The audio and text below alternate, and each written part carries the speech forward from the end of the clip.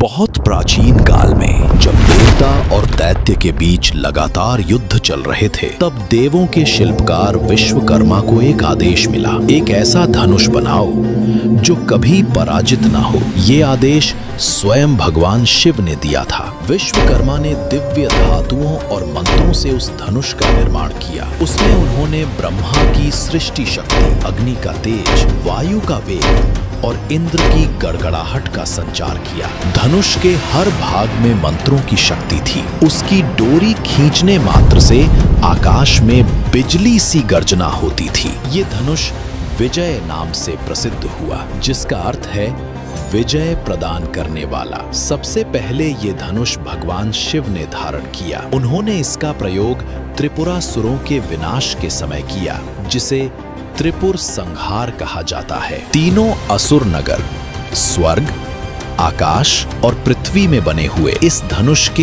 एक ही बाण से भस्म हो गए। उस युद्ध के बाद ये धनुष शिव के वरदान से अमर बन गया और शिव ने इसे स्वर्ग लोक के राजा इंद्र को सौंप दिया। देवताओं के राजा इंद्र ने इस धनुष को कई यज्ञों और देवासुर संग्रामों में उपयोग किया। कहा जाता है कि इससे छोड़े गए बाणों की चमक सूर्य के समान होती थी। कालांतर में जब परशुराम, जो भगवान विष्णु के छठे अवतार थे, पृथ्वी से अधर्म का नाश करने निकले, तब इंद्र ने ये धनुष उन्हें अर्पित किया। परशुराम ने इस धनुष से उन अत्याचारी क्षत्रियों का संहार किया जो धर्म के मार्ग से भटक गए थे। इसी धनुष से उन्होंने 21 बार पृथ्वी को क्षत्रिय विहीन किया। कई युगों के बाद जब कर्ण ने परशुराम से अस्त्र विद्या सीखने के लिए तपस्या की, तब उन्होंने स्वयं को ब्राह्मण के रूप में प्रस्तुत किया। परशुराम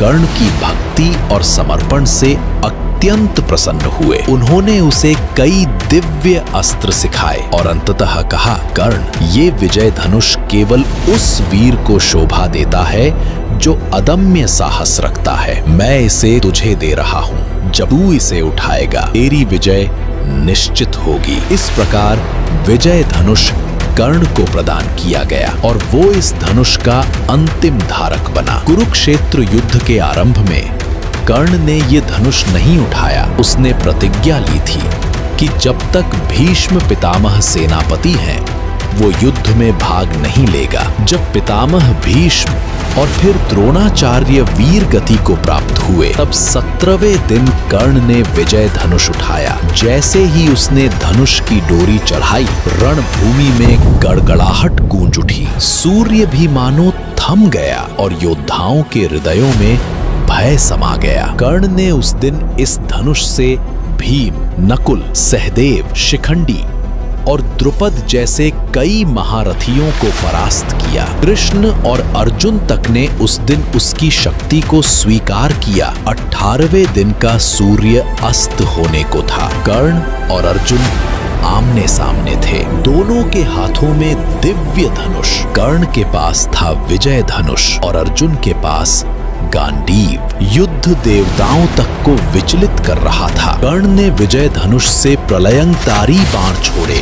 धरती कांप उठी, आकाश लाल हो गया, परंतु भाग्य ने अपना खेल खेला। कर्ण के रथ का पहिया पृथ्वी में धंस गया। वो धनुष हाथ में लिए खड़ा रहा, किंतु बिना रथ और कवच के। तभी श्री कृष्ण ने अर्जुन से कहा, अर्जुन, यही क्षण है जब अधर्म का अंत होना चाहिए। अर्जुन ने गांडीव उठाया और एक ही बाण से कर्ण का वध कर दिया। विजय धनुष मौन रह गया, जैसे उसे भी अपने स्वामी के साथ अंत का आभास हो। कर्ण के मृत्यु के बाद कहा जाता है कि विजय धनुष आकाश में विलीन हो गया। कुछ पुराण कहते हैं कि ये वापस देवलोक चला गया, तो कुछ मानते हैं कि ये शिव के पास लौट गया, जहां से इसका आरंभ हुआ था। विजय धनुष केवल एक अस्त्र नहीं था, ये प्रतीक था वीरता, समर्पण और भाग्य का। ये हमें सिखाता है कि चाहे आपके पास कितनी भी शक्ति हो, भाग्य और धर्म के आगे कोई अस्त्र नहीं टिकता। कर्ण के पास संसार का सबसे शक्तिशाली धनुष था, फिर भी वो भाग्य की लकीरों को नहीं बदल सका। विजय धनुष उसकी वीरता का गवाह बना, पर अंत में भाग्य ने ही अंतिम बाण छोड़ा।